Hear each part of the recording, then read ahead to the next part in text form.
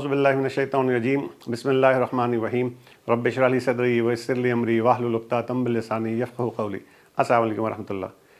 मैं सलमान रशीद आपके साथ हूँ।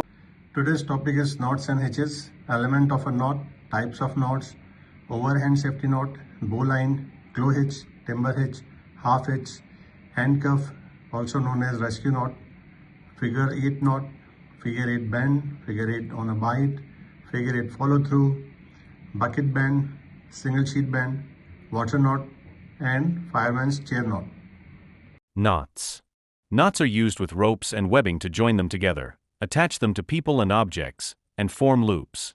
Tying knots quickly and correctly is a critical part of firefighting and rescue operations. Improperly tied knots can be extremely hazardous to both rescuers and victims. Hitch. Temporary knot that falls apart if the object held by the rope is removed. A hitch needs an object or another rope to tie it.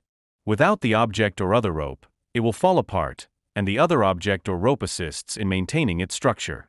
Bends. Bends are used to tie two ropes together. The water knot is used to tie the two ends of the webbing together to create a sling. Also, the water knot and double fisherman's knot are really bends. When tying knots, a rope is divided into three parts. The working end. The working end is used to tie the knot or hitch. The running part. The running part is the free end that is used for hoisting or pulling. The standing part. The standing part is the section between the working end and the running part. Knots should always be tightened until snug, and all slack should be removed after tying. This process is known as dressing. However, even dressed knots can loosen or fail because of repeated loading and unloading of the rope. One way to prevent such failures is to tie an overhand safety knot in the tail of the working end. Another type of safety knot is a hitch, a temporary knot that can be undone by pulling against the strain that holds it. Elements of a knot. To be suitable for use in the fire service, a knot must be easy to tie and untie, be secure under load, and reduce the rope strength as little as possible. A rope's strength is somewhat reduced whenever it is bent. The tighter the bend, the more strength is lost.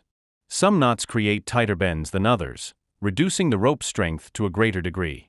Bite, loop, and round turn are names for the bends that a rope undergoes when tying a knot or hitch. Knots and hitches are formed by combining these three elements in different ways so that the tight part of the rope bears on the working end to hold it in place. Each of these formations is shown in the following figures. The bite is formed by simply bending the rope back on itself while keeping the sides parallel. The loop is made crossing the side of a bite over the standing part. The round turn consists of further bending one side of a loop. Types of knots and hitches. The most common types of knots and hitches used in the fire service include the following: overhand safety knot, bowline, clove hitch, timber hitch, half hitch, handcuff or rescue knot, figure 8 knot, figure 8 bend, figure 8 on a bite, figure 8 follow through, bucket bend or single sheet bend, water knot, fireman's chair knot, overhand safety knot. An added measure of safety, an overhand safety knot, often just called a safety, can be used when tying any knot.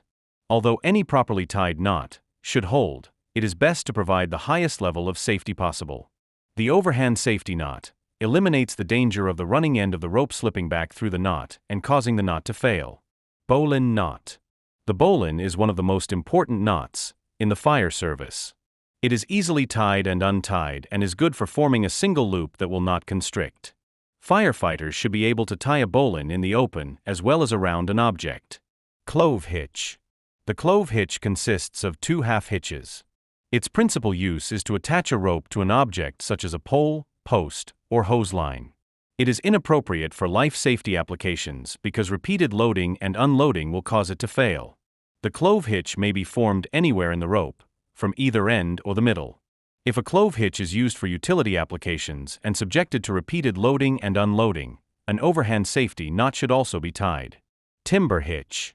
Timber hitch involves wrapping the end of a rope around a pole or object, looping the end around the standing part of the rope, throwing several loops back around itself, and then snugging the rope tight.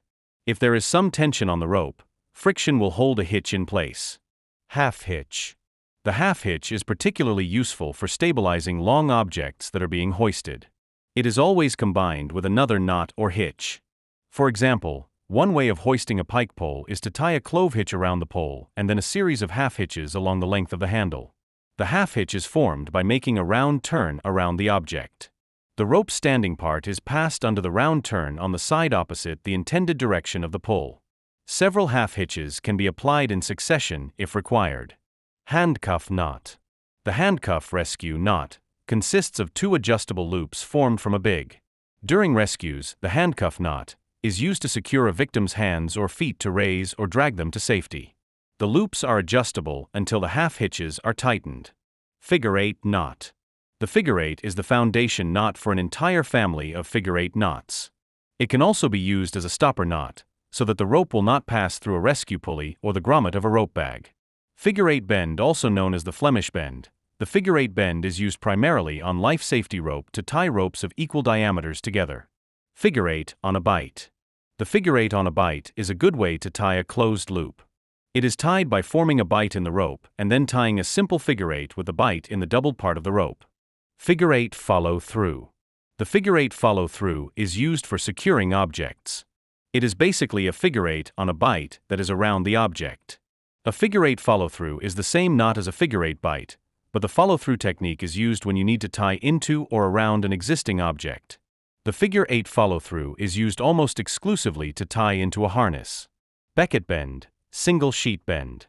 The becket bend is used for joining two ropes of unequal diameters or joining a rope and a chain. It is unlikely to slip when the rope is wet, which makes it particularly useful in the fire service. However, the becket bend is not suitable in life safety applications. Water knot. The water knot is the preferred knot for joining two pieces of webbing or the ends of the same piece when a loop is needed. Because the water knot tends to slip, it is important to dress it properly and have the webbing as flat as possible when forming the knot. It is also a good idea to allow at least 3 inches, 76.2 millimeters for the tail. Fireman's chair knot. A fireman's chair knot, also known as the chair knot, is tied in the bight, forming two adjustable lockable loops. The knot consists of a handcuff knot, finished with a locking half hitch around each loop. The loops remain adjustable until the half hitches are tightened. The fireman's chair knot is generally considered to be merely a makeshift harness to be used when conventional rope rescue techniques are not available. Modern rescue teams rarely use it. How to hoist an axe. Step 1. Lower an appropriate length of rope from the intended destination of the axe. Step 2. Tie a clove hitch. Step 3. Slide the clove hitch down the axe handle to the axe head. The excess running end of the rope becomes the guideline. Step 4. Loop the rope's working end around the axe's head and back up the handle. Step 5. Tie a half hitch on the handle a few inches above the clove hitch. Step 6. Tie another half hitch at the butt end of the handle. Step 7. Hoist the axe. How to hoist a charged hose line. Step 1. Lower an appropriate length of rope from the intended destination of the hose line. Step 2. Tie a clove hitch, with an overhead safety knot, around the hose about 1 foot below the coupling and nozzle. Step 3. Pass a bight through the nozzle handle and loop it over the nozzle so that the rope holds the nozzle shut while it is being hoisted.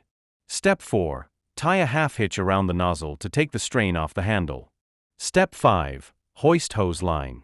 Practice, practice, and practice while working with knots and hitches.